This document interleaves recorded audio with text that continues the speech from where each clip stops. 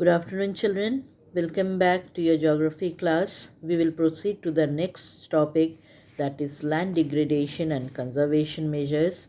I expect that you all have seen your previous videos that has been uploaded. I have given your notes also, so that even if you are not having your book, you will not have any problem, because every topic has been given point wise with every detail. I expect that you all are writing down the answers also of the questions that I am giving after covering every topic. So daily, whatever notes is given, whatever questions are given for your assignment, you have to complete them before you join your classes. So let us continue with the new topic, that is land degradation and conservation measures. Now, so far we have done land use or land utilization, we have done the different categories, and we have also done the demerits of the land use pattern of our country. Now, this land is very important because our basic requirement of food, shelter, and housing is met up from the land. So, land has provided us the basic needs, and this land has been used and overused through ages. Now, this use of land has really degraded the land. Generally, human activities are responsible for land degradation. We have caused land degradation in the different economic activities.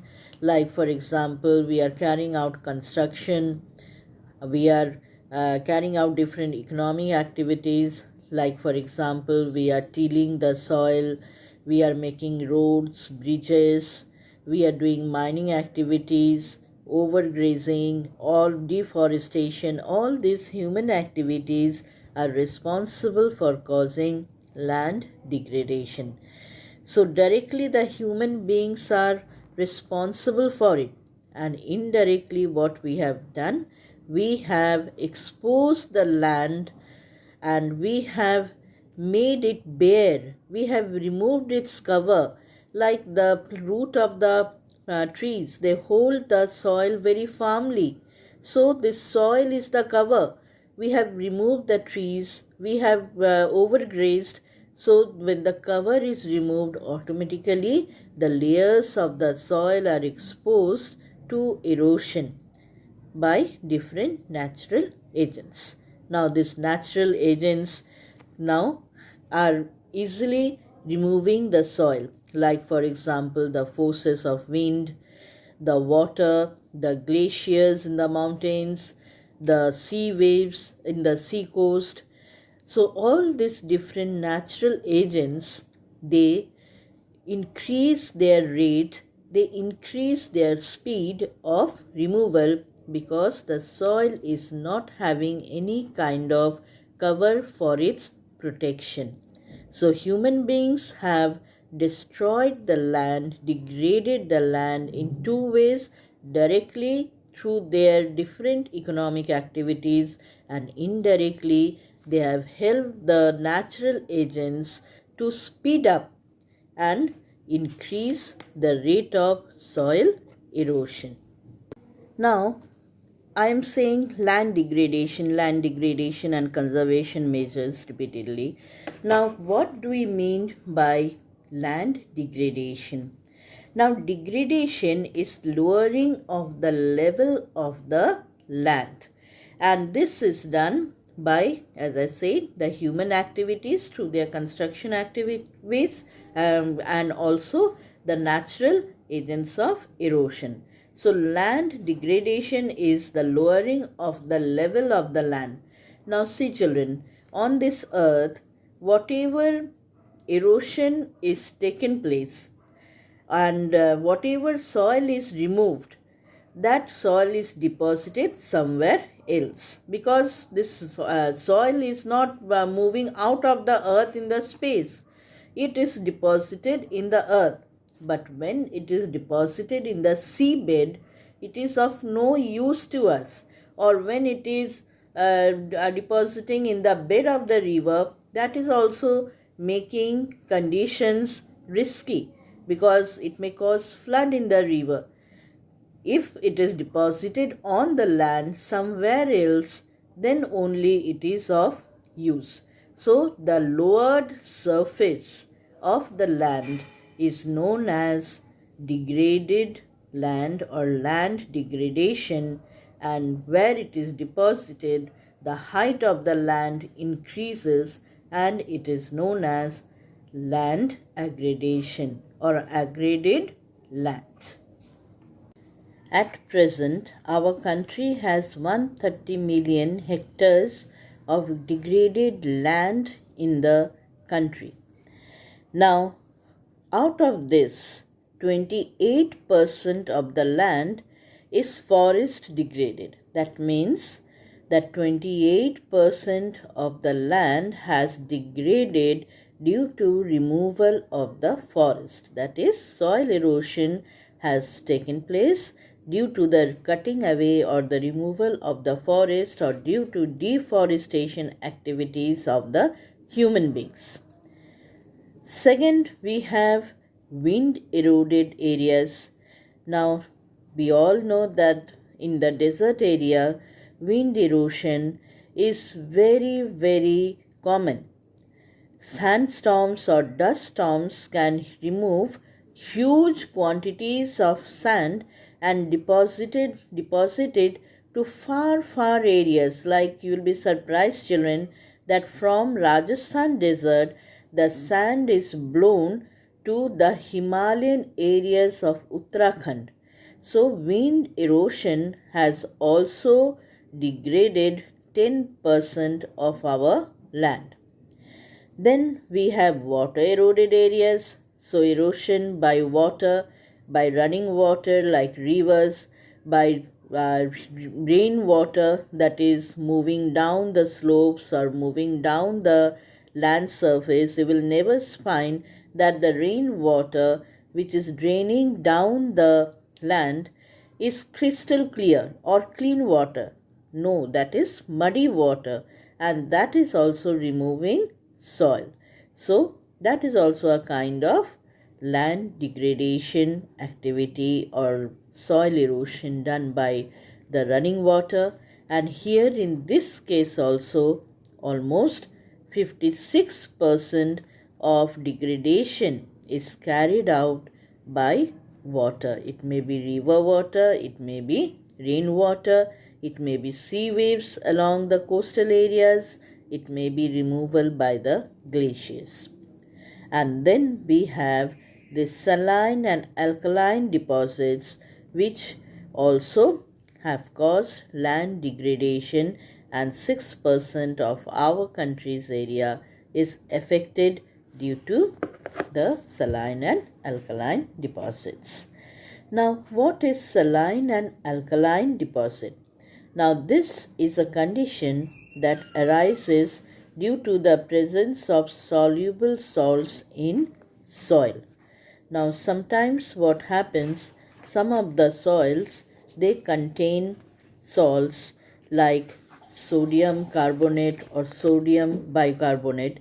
In such cases, these soluble salts, they increase the soil salinity.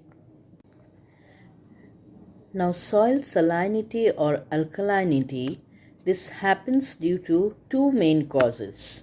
One cause is natural cause, the other cause is man-made cause.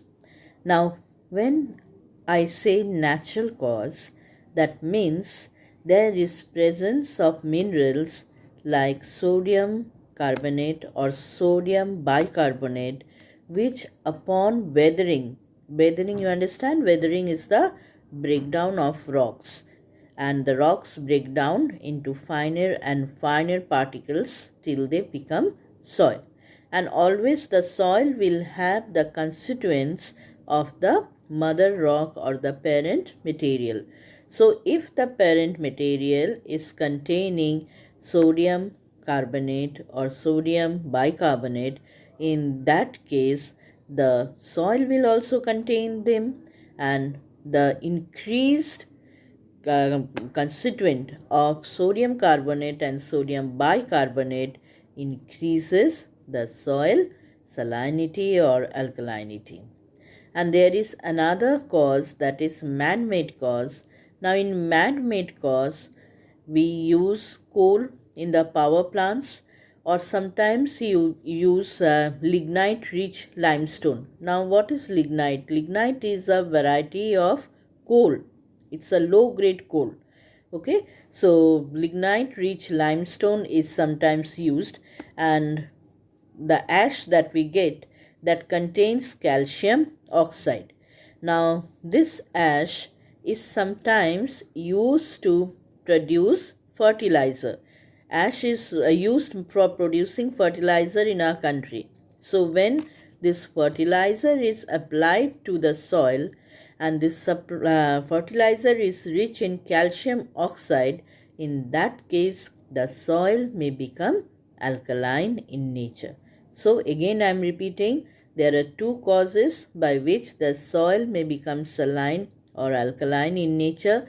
Now in case of alkaline soil salinity or alkalinity, there are two natural causes. One is the presence of sodium carbonate or sodium bicarbonate in the soil, which increases the soil alkalinity, and the other man-made cause is when we use this coal or lignite rich limestone in the power plants. The end product is ash.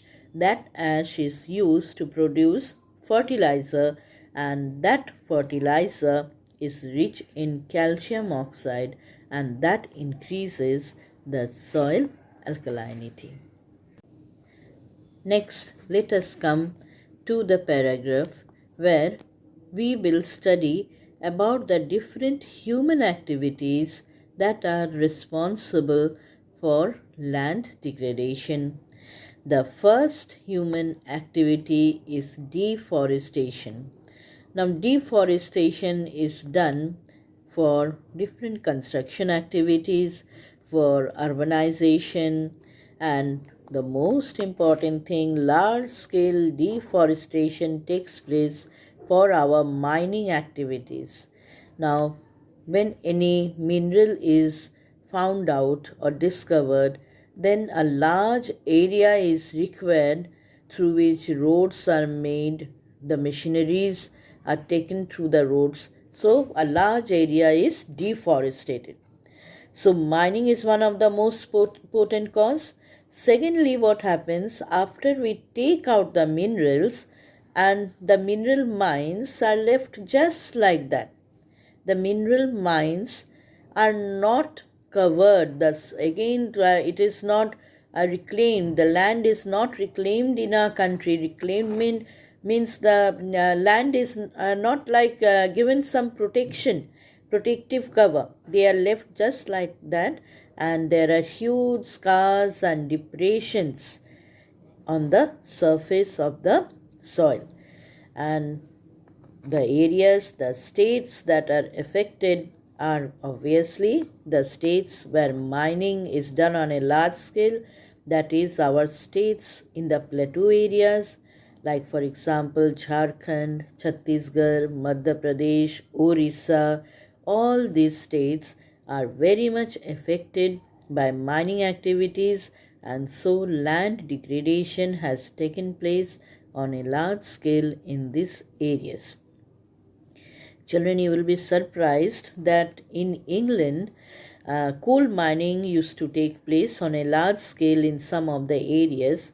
Now here what the government has done, after the mineral mines, that is the coal mines, has exhausted or finished, they have reclaimed the area, they have covered the area with soil, and after that they have constructed large glass houses in that area, and in those glass houses they have fixed temperature of different parts of the world. Like in one of the glass house they have made tundra like condition, in some tropical condition, in some desert like condition. In this way they have set the temperatures, and they have artificially planted plants, and they have grown trees and given the same kind of environmental condition there, and made it a tourist spot. And in those countries, the children, they have their first hand experience by visiting these sites, and this thing they will never forget in their life. Like in the glass house where tropical condition is there, plants that are grown in India, that are found in India, are grown. Our next activity, which is called land degradation, is overgrazing. Now, in our previous video, I had said that India is one of the largest milk producing countries of the world. Now, here our cattle, they are not given any kind of special treatment by feeding them with specially grown alfalfa grass. They are simply allowed to graze in the pasture land or in the grazing grounds. Now here, in some of the states where grazing is one of the main activity of our farmers or of the people who keep cattle, there the land is overgrazed. Now the states here are Gujarat, Rajasthan, MP, Maharashtra. Now these states have lesser amount of rain, so the land is covered with grasses. So dairy industry is much more flourishing here, and overgrazing is an added incentive in these areas. The next human activity in our country is over irrigation. Here, children, one thing we should remember, that every soil has certain requirement of water. Similarly, every type of crop has certain requirement of water. Now, we generally, the farmers, they give water to the plants, and sometimes when the water supply is in excess amount, like nowadays this canal irrigation has become very common. Even our western part of our Rajasthan is having excess water supply through this Indira Gandhi Nahar project or Indira Gandhi Canal. The farmers take the water supply for granted and they continue to water their fields. Sometimes what happens, if you give excess amount of water to the fields, so what will happen? The water will start rising from below, that is underground water table will rise, and the plants, they will not suck up excess of water. So when the water table will start rising to the surface, there will be waterlogging. So in case of waterlogging, the water will of course evaporate after a certain length of time. Slowly the water will evaporate, but the salt that is present in the soil, that will not evaporate, so that will accumulate on the surface and it will lead to soil alkalinity. So when there is soil alkalinity, automatically the pH balance of the soil gets disturbed, and this affects the soil to a great extent. Next, we have this dumping of industrial waste and effluents on the land, mainly by the different industries that have come up in our country. This dumping activity has caused land as well as water pollution, and wherever there is industries, there this one is a very common cause for land degradation. Another activity of among the industrial activity is dumping of minerals directly on the soil, and sometimes even when we do not dump, suppose we are processing any minerals, after the minerals are taken out, the minerals are processed. Like sometimes in case of our cement industry, we process our limestone or dolomite. For ceramic industry, we process this soapstone and calcite. Now, ceramic, like for example, the wash basin that you have in your homes, they are ceramic. So, this ceramic industries uses calcite and soapstone, which are processed. They are broken into smaller and smaller pieces. Now, when they are broken into pieces, they release lot of dust in the air, and this dust, it settles down on the soil body. So this soil body has pores that you all know very well, children, and through the pores the water from the surface of the earth enters the underground layers. Now when these pores gets blocked due to deposition of these particles of minerals, then the water cannot move down, cannot infiltrate down, and slowly the soil becomes dry and then it becomes barren. So these are the main activities of human beings that have caused land degradation. But we also have solution to each and every of these activities. The commonest solution is afforestation in the areas where land has been deforested, and planting shelter belts of plants. So shelter belts of plants means planting rows of trees which will hold the roots firmly. And this shelter belt of plants has been a very effective measure to control soil erosion in the coastal areas. So in the mining belts also we can create such shelter belts of plant, and then control of mining activities is another very important remedial measure for stopping land degradation. Now for the areas where overgrazing has taken place, we have to control overgrazing, and the grazing grounds must be properly taken care of. Now when I say taking care of grazing grounds, that means we have to keep another plot of land ready with grasses before the previous plot where the cattle are grazing are overgrazed.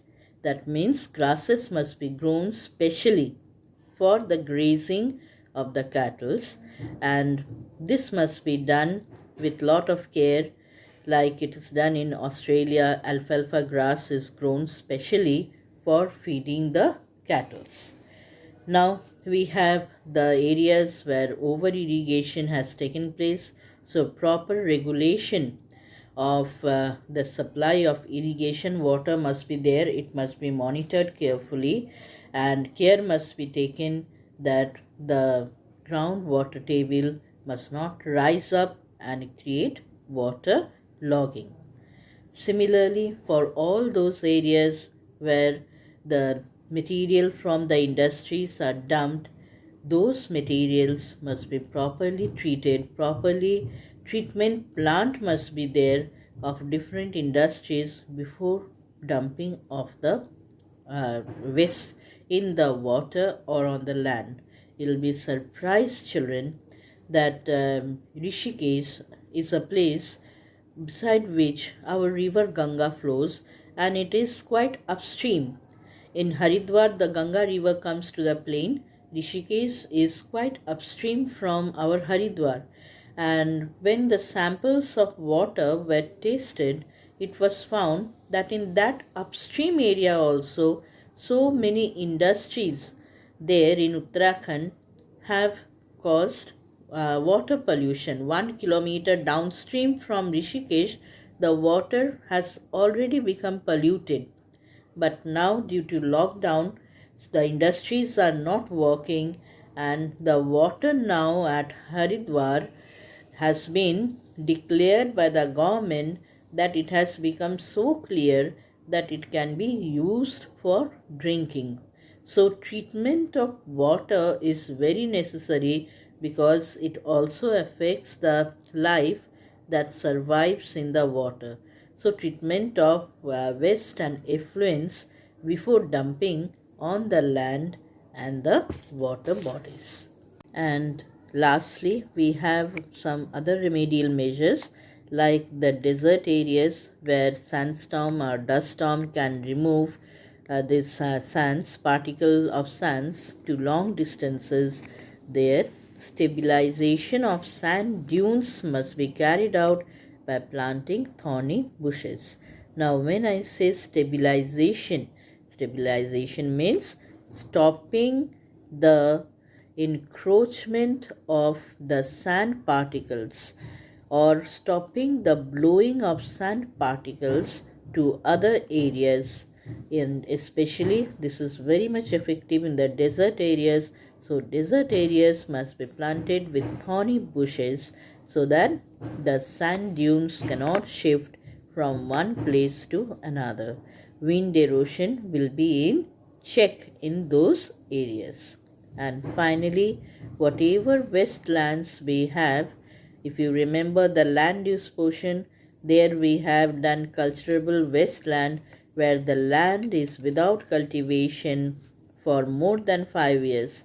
Now in these wastelands, the land is just bare. There is nothing cover on the soil.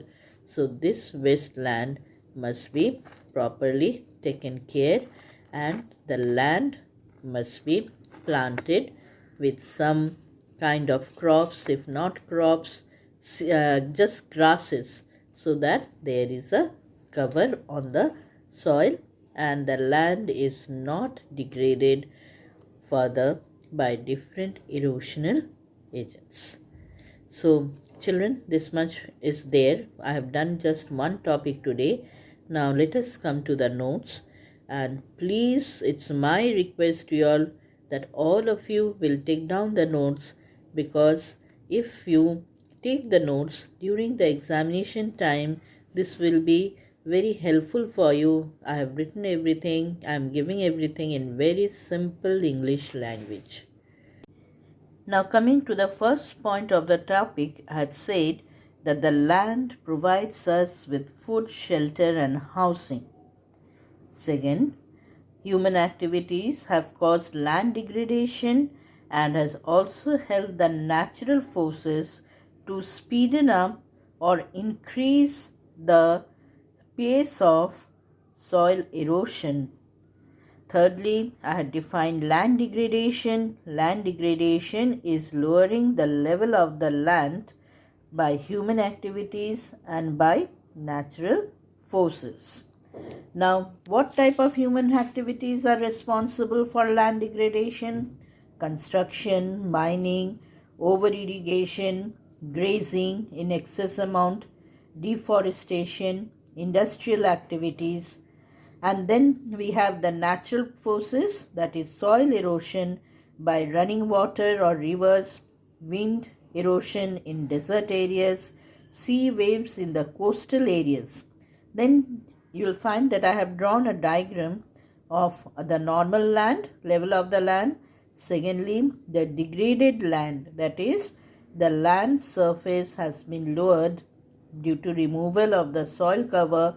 And thirdly, aggraded land, that is where the land surface is rising due to the deposition of the soil that has been removed elsewhere.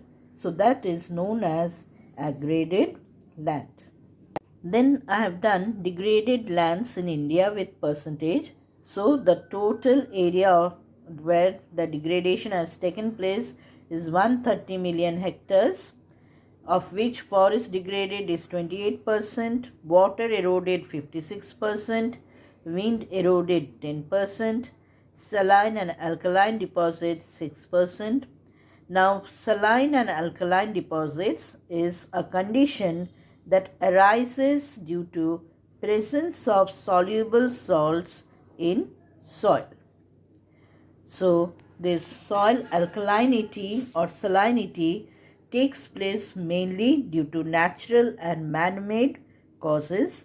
In case of natural cause, presence of minerals in soil like Na2CO3, that is sodium carbonate, and NaHCO3, that is sodium bicarbonate. Upon weathering, it produces alkalinity in the soil. The man-made cause, as I said, that is the power plants using coal or lignite-rich limestone produce ash containing calcium oxide. Now this ash is mainly used as a fertilizer by the farmers, and this has increased the soil alkalinity. Then coming to the causes of land degradation and the affected areas. So the first one we have is deforestation for mining. The first cause of land degradation is deforestation activities for mining, and second activity was abandoning mining sites after excavation, leaving deep scars. Scars are the hollows or the depressions. So this is generally common in the states where mining is very common, that is Jharkhand, Chhattisgarh, MP, Orissa. Next activity I said was overgrazing. So overgrazing is common in the states like Gujarat, Rajasthan, Madhya Pradesh, Maharashtra. Then over-irrigation. Over-irrigation causing water logging and increase in soil salinity and alkalinity.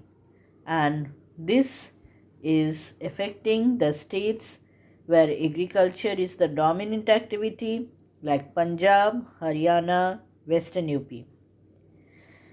The fifth one was dumping of industrial effluents causing land and water pollution. The sixth one is release and settling of mineral dust on the soil, which affects water infiltration in the soil after it settles down. That is, after the mineral dust settles down on the soil. So this affects the areas where industries are present. For example, grinding of limestone for cement industry. You will get the example of calcite and soapstone in your book for ceramic industry. Then coming to the remedial measures.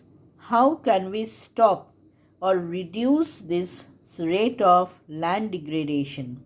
Now wherever we have deforestation, so afforestation, planting of shelter belts of plants, and then mining. For mining we have control of mining activities. So for the first 2 points, that is deforestation for mining, abandoning mining sites after excavation, leaving deep scars, for these 2 points we have this remedial measure, that is afforestation, planting of shelter belts of plants, control of mining activities. So for the first 2 points, this is the common remedial measure. Now third was overgrazing. Now for overgrazing, the remedial measure is control of overgrazing and management of grazing. For over-irrigation, which was the fourth point, we have proper regulation of irrigation water supply to prevent the rise in groundwater table. And for the fifth and sixth, we have this treatment of waste and effluents before dumping. And for the desert areas, the remedial measure was stabilization of sand dunes by growing thorny bushes in desert areas, and then proper management of wastelands. Then I have a homework for you children. The first question is define land degradation. The second, mention any 5 human activities that have caused land degradation.